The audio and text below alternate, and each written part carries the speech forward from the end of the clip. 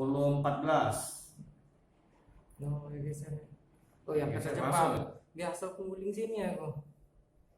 Itu ngeluarin gunting itu.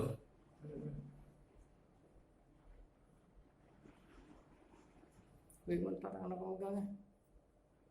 Nah, kali dia bukan. Ya.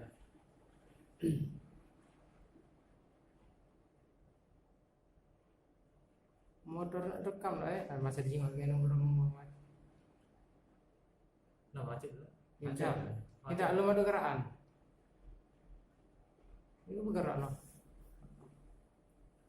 Ada lagi yang gerak ini.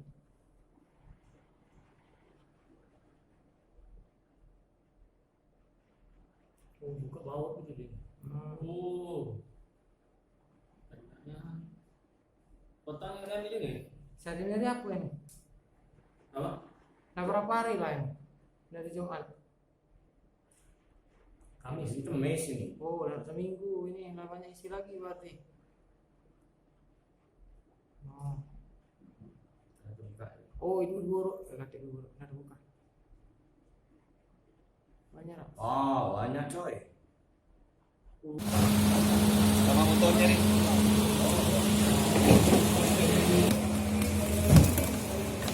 Makanya tunggu motornya nih. Jalan. Selesai.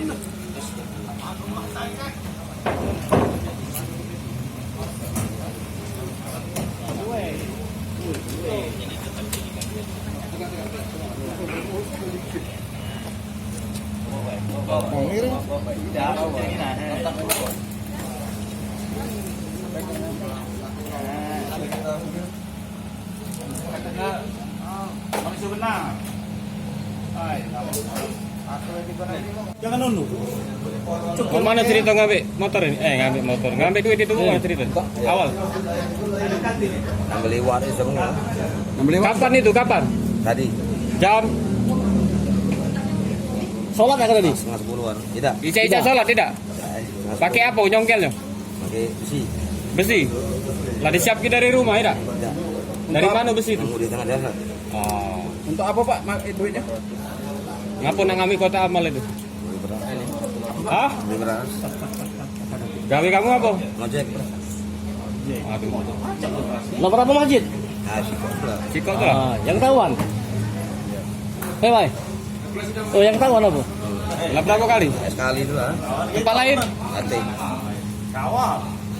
Berapa juta? Laporan dari salah satu pengurus masjid Al-Mukhlisin di Komperta Pertamina bahwasanya terduga pelaku tersebut terekam CCTV melakukan aksi pencurian berupa satu kotak infak.